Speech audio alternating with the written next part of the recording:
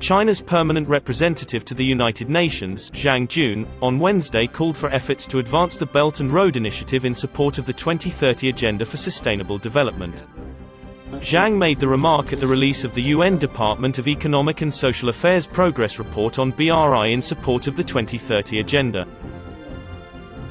The Belt and Road Corporation is by no means a solo of China, but a symphony performed by all partners. Your active participation, support, and contributions are indispensable for its continued progress.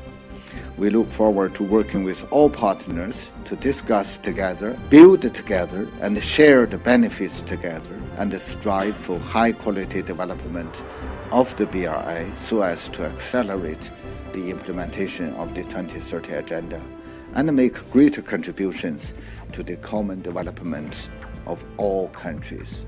We must further advance Belt and Road Cooperation, which will help us address challenges, combat the pandemic, promote global economic recovery, maintain the stability of global supply chains, and cope with food and energy crisis we are facing today.